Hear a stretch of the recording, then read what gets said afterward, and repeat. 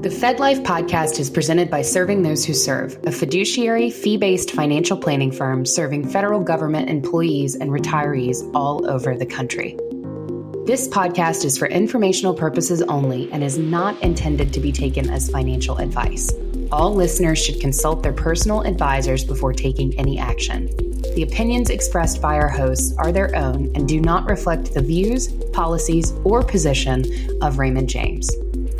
Securities are offered through Raymond James Financial Services, Inc., member FINRA SIPC. Investment advisory services are offered through Raymond James Financial Services Advisors, Inc. Serving Those Who Serve is not a registered broker-dealer and is independent of Raymond James Financial Services, Inc. And now, here are your hosts. Dan Sipe serves as a branch manager for Raymond James Financial Services and Serving Those Who Serve. Ed Zerndorfer is our guest and federal benefits expert in the space. Welcome to this episode of the FedLife podcast. I'm your host, Dan Sipe. Additionally, I'm the branch manager here at Serving Those Who Serve and Lee Sipe and Associates. I will begin as I always do by saying thank you. Thank you for taking time to listen. And above all, thank you for your service to the government, to the country, to me, to everyone. You don't hear it enough, but you're always going to hear it here. The other thing you always hear with me on FedLife is the guru, Ed Zerndorfer. He's back once again as part of our ongoing mission to reach, teach, and serve you, the career civilian Fed. Once more, we're following Ed's FedZone articles to give us one more way to reach and teach. And boy, howdy, we are on part 2 of a really important series on military service credit rules for retirement. Again, so many questions and tons of misconceptions on this out there.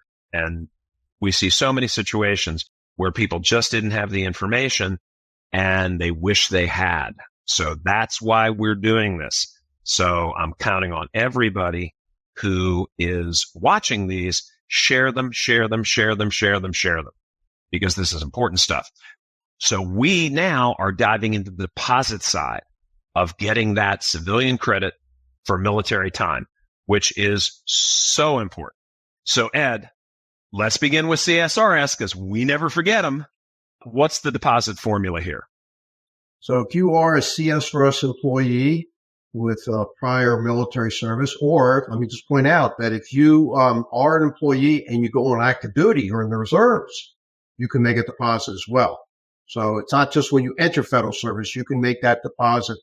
Some cases when you're in federal service, you go on military leave, active duty, come back, make deposits for the time that you were away on active duty.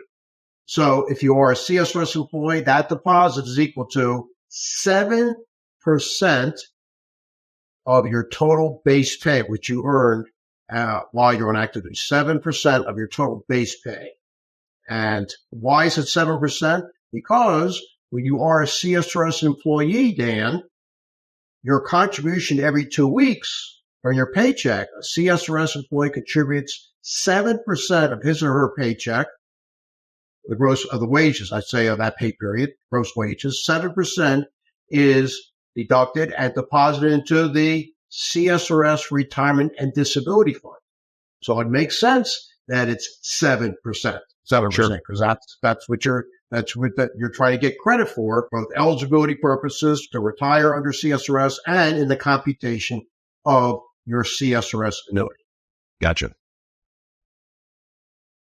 And so there's interest charges though, right? And well, yeah, the interest charge is as follows. And let's go back when an employee enters federal service, in this case CSRS. Hopefully, HR personnel who hired this person says, "We'll note that you are a veteran." Hopefully, I see veterans preference on your form here. Are you interested in making a deposit for your military service? Oh, yeah. What does it entail? Well, all you have to do is just pay the government a certain amount of money. How much? Oh, 7% of your total military earnings. Gee, I really didn't earn that much. As you know, on my 3 years of active duty, I earned maybe $20,000. And how much is it going to cost me? 7% of $20,000. I think that's $1,400. Yep. And HR says, yeah, it's not a lot of money. Will I owe any interest? Not if you make that deposit in full within 2 years.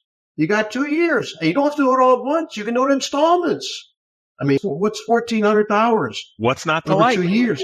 That's $700. That's $700. $700 a year.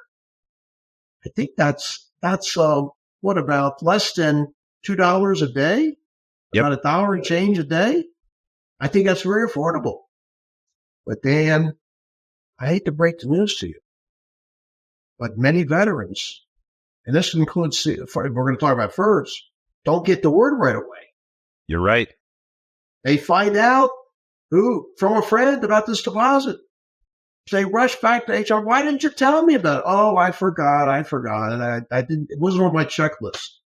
But you still can make the deposit, but you're going to owe interest. Sure.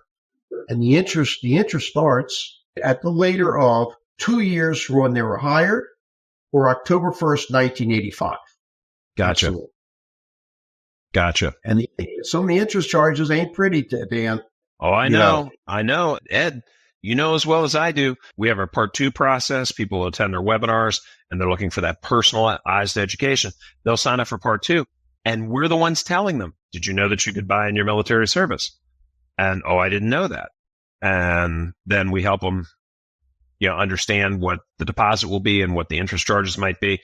And you're right. Some of them are pretty upset that they weren't told that when they came back. And rightly so. Sure. Now, how about our FERS folks? Now, FERS, go ahead. FERS employees, when they enter federal service, were hopefully told about the deposit. Their deposit is equal to 3% of their total total base pay. 3%. Now, Dan, I'm in this, working with federal employees. They're almost 25 years now doing seminars, webinars. And there's something I question here about this 3%. The reason I'm saying this, remember a few moments ago, we mentioned that a CSRS employee had prior military service, their deposit equals 7% of their total military base pay. And why is it 7%? Because a CSRS employee contributes every 2 weeks to the CSRS Retirement Disability Fund. Payroll deducts 7% of their gross wages, 7% of their gross wages every 2 weeks, and deposit, and that's contributed to the CSRS Retirement Disability Fund. FERS employees, it's 3%. But Dan, a FERS employee contributes how much every 2 weeks of their paycheck into the FERS Retirement Disability Fund? 0.8%. Gotcha. Well, if they were hired before January 1st, 2013, it's now up to 4.4%. Well, let's go back. Between January 1st, 1984 and December 31st, 2012, if you were hired into federal service as a FERS employee, and again, you are contributing every 2 weeks to the FERS Retirement Disability Fund, 0.8%, that's 0.008 of your paycheck is being deducted and contributed to the FERS Retirement Disability Fund. Mm-hmm. And yet, if you had prior military service, you have to pay 3%? I don't understand it. I don't understand this, Dan. It's a fair Maybe question. Somebody else has an answer, but I don't understand it. Well, that's the way the law has been. Law is 3%. 3%. If you make that deposit again within 2 years of your hire date, you owe no interest. If you find out about this after 2 years, then you can still make the deposit, and you should, as we'll find out. We'll talk about that. But that now you're going to owe interest, and the interest starts as of your second year anniversary hire date. Sure. And from your article, you put in a table, which is great. Folks, head over to FedZone, fed-zone.com, and be sure to grab Ed's article as an accompanying piece for this. The range on that interest is pretty big, Ed, from 1.375% to 13%. Yeah. Yeah. We had some high interest rates back in the 80s and 90s, Dan, and they're reflected in the table. Again, as you mentioned, Dan, the article is in the Fed zone. There's two articles. Sure. The second article talked about there's an interest rate table. I'm looking here at the interest rates back in 1985 was 13%. Then it went down. But through the early 2000s, you're talking about 6 to 8% per year. By today's standard, that's a lot of interest. Absolutely. And it's been my experience when I mentioned, when people ask me, employees ask me, how much this deposit is? 7% or 0.3%. Well, that's not bad. When they look at what they're going to owe in interest because they waited 10, 15 years to make the deposit, that's when they found out about it. It's the interest charges. Oh my God. So much interest. Absolutely. Absolutely. And okay, our listeners out there or viewers, whatever you're doing, if you're listening, if you're watching, if you're hearing this right now and you know somebody who's been added at your agency and your group and they've come on within the last year or so, just take a moment, ask them if they had military service because they may have already taken care of it. But if they didn't, you're going to be their favorite coworker for letting them know that if they take care of that in the first 2 years, they're going to save themselves a ton of interest. Folks, we're going to make sure that feds get the help they need. Okay. HR is overwhelmed. We get that. We're going to the end users. You're hearing it. You know who's new. Just take a moment. We watch out for each other. Everybody gets taken care of. So, Ed, there's effectively different rules for CSRS and FERS. And you in the article, because you are who you are, include special considerations for any feds who might have both CSRS and FERS service. So what happens there? Yes, I just want to make one plug again. I always do this. Sure. We have these monthly webinars, Dan, and during our monthly FERS webinar, we have a FERS webinar every month. Every month. Every month, we talk about military deposits, and we have examples in there about, so please, if you are a FERS employee and you have not attended one of our monthly webinars, please go to www.stwserve.com and sign up. They're free. You'll find out also about the Part 2 process because if you have any questions about your military deposit. If you're a military retiree and you're wondering, I was told that I could make that deposit, but I have to waive my military retirement pay. We talked about that in the earlier podcast. Is it worth it? That's a good way to get to a good question to bring up during Part 2. Part 2. Absolutely. See, I know all the serving those who serve representatives are totally aware of this military deposit. They know about this. You have to waive your military retirement. And the question comes up, is it worth it? What do I gain? They will run the numbers. Ladies and gentlemen, it is a numbers game here. It is a numbers Absolutely. game. There is a category of FERS employees out there called transfers. What is a transfer? A transfer is a transfer employee is an employee who is under FERS. But actually started out in CSRS. Back in 1987-88, and then during the last 6 months of 1998, the Office of Personnel Management conducted an open season. And this open season was for CSRS employees who were given the option of going over to FERS. They started out in CSRS, had at least 5 years of service, I should say, under CSRS, and they were given the opportunity to join FERS. Now, question is, why would they want to do that? CSRS annuity you get more under a CSRS annuity than FERS for the same number of years of service. One of the reasons that some employees wanted to do that is because they wanted to get more Social Security credits. They had maybe started working in private industry and they were covering Social Security. So they wanted to build Social Security because under CSRS, you do not pay into Social Security, not covered by Social Security. Another reason, this is a major one, you would get more, you were able to put more money into the TSP and get matching. Those are some of the reasons. All right. I'm not going to go into too many detail. Not a lot of CSRS employees transferred, but some did. And some of these, they're called transfers. they're going to be getting 2 annuities. But the question comes up, what happens if they had prior military service before they entered CSRS? And they had not made a deposit. That's one category. So then the question comes up, now if they're FERS, can they make a deposit for their military service? And the answer is yes, but they'd have to make it under the CSRS rules because it's being applied to their CSRS annuity. Okay. But then that they are a FERS employee, they're a FERS employee now. Suppose they're in the reserves, Army reserves, Navy reserves, and they go on active duty. They're a FERS employee. They're going to take a time off called military leave, serve their time. They come back.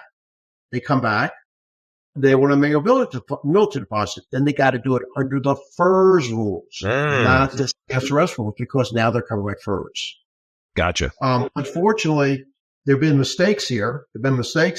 Made, in some cases, employees. Back to my first example, the employee who was hired initially under CSRS had not made a deposit when they came right away before they switched over to FERS. Now they wanted to make a deposit. They make a deposit for their CSRS time. But unfortunately, there have been cases where the personnel said, okay, you can make your deposit using the FERS rate. Remember, we talked about how much is a FERS deposit? 3% of their total base pay. They should have been charged at the CSRS rate 7%. So they're going to have to pay the difference, including interest. Or, getting back to the second example, the second case where the FERS employee went out on active duty, comes back, and is charged at the CSRS rate. Then they're going to get a refund. So there have been some hiccups here in terms of what's happened with the transfers employees. Gotcha. Okay, so we've established there's a deposit that needs to be made, gotten a general calculation of what we need to do. How do we do it? I'm guessing there are forms, right? There's a form for everything, Dan, as I always say. All right. Employee who wants to make a military deposit, first of all, they need to contact either your human resources office or personal office. They got to contact because they have to go down to HR, and HR will give them, if you're a CSRS or source office employee, a form. It's Form SF, Standard Form 2803, application to make a deposit. If you're a FERS employee, Standard Form SF 3108. Then, and this is a very important form that has to be filled out, either CSRS or FERS employee has to fill out Form RI stands for Retirement and Insurance, 20-97. 20-97. And that form is to find out what were the estimated earnings of this employee while they were on active duty. Gotcha. That's going to be the basis for the deposit, Dan. And then attached to Form RI 20-97, the employee has to give HR form, DD form. DD stands for Defense Department Form 214, report of transfer or discharge. That is, when they were discharged from the military. Hopefully, honorable discharge. Sure. It'll give a record of the time they served on active duty. And it's from there, HR through OPM will contact the Defense Finance Center to find out what was their total base pay, which will be the basis now for determining what the amount of deposit. So those are the forms. Gotcha. And Ed, you kind of round out the article, including some information for survivors. So what do we need to know here? Yes. If a survivor annuitant, usually a spouse, of a deceased CSRS or FERS annuitant, finds out that the employee was actually had active duty to their deceased spouse had active duty time, but had not made a deposit for the military time. And unfortunately, the survivor annuitant cannot make that deposit. Yeah, they can't make that deposit. Okay. So it's important that employees who had active duty time make that deposit while they're in service. Because that deposit, by the way, Dan, has to be completed. Military deposit has to be completed in full while you're in federal service. Once you retire, no more deposits. Has to be made in full when you're an employee. Gotcha. Now that's an important timetable and deadline. And again, folks, if you've never shared one of our podcasts, please share this one. Okay, because if all of our viewers, all of our listeners, just thought about their group, shared this around, you're going to be changing lives because we see it. We see it when people get to us with a part 2. And believe it or not, didn't know they could buy in that military time. Didn't know that it might make sense to give up a military pension to fold it in. Doesn't make sense all the time, but sometimes it does. So this is so important, so important, so important. So we're counting on everybody in our audience, everyone in our network to help us get the word out on this. And Ed, this is why you're who you are. You're the one writing these articles when nobody else is, go into this type of detail. So people have the tools. They just by watching this, reading those articles, they have the tools to help themselves. So again, brother, thank you for that. Thank you. My pleasure. I'd just like to add just one more point to what we had just talked about. Let's suppose a CSRS or FERS employee dies in service. They had not retired, had not made their military deposit. Then, in that case, the survivor annuitant will be eligible to make that deposit because they had not retired. I need to point that out. That can be done. And there's a form for that. If the survivor annuitant wants to do that, and we really encourage that. It's it's an OPM form 1519. And that's survivor military service election, deceased employee covered by CSRS or FERS. And I think there's an equivalent form for FERS. I don't have it listed. But again, if you are the spouse of a deceased federal employee, your spouse died in service, had prior military service, had not made that deposit, you can make that deposit. It will add to the survivor annuity. Another point I want to make, and this is another misunderstanding, wrong information. If you are a reservist, you're going to get, when you turn 60, you are or will be getting what's called reserve retirement pay during age 60. You have the option of making a deposit for your active duty time. Whether you're CSRS or FERS, it makes no difference. The active duty time, you can make a deposit for. And making that deposit for your active duty time will take nothing away from your annuity, from your military retirement pay. Takes nothing away. I heard this from a few reservists. I was told that I wanted to make a deposit for my active duty time as a reservist, but HR personnel told me, oh, that'll take away from your reserve retirement pay. No. I cringed, Dan, just like you are. I cringed. That's totally false. Please, ladies and gentlemen, when in doubt, please don't forget about serving those who serve. We will answer your questions. Yep. There's a way you get questions answered. It's all part of these webinars that you can attend as many as you want. The FERS webinar is held every, Understanding FERS Benefits is held every month. If you are a CSRS, you're not left out. We just don't have those webinars every month. We have them every quarter. We had one in July. We'll have another one in October. So just check the Serving Those Who Serve website. And please, when in doubt, ask questions. We're here to help. Absolutely. And Ed, I'll join your plug with another one. Folks, our website is searchable. Okay. There's so much that Ed's written and our other advisors have written where you can come. You can sneak in the middle of the night. I wouldn't even know you came here. You can just grab all the stuff you need and go. Okay. So please, please, please take advantage of the resources. Tell your friends. And above all, let's share this podcast. Let's see how many times we can swing this one around the world. Folks, that is a wrap. We are Serving Those Who Serve.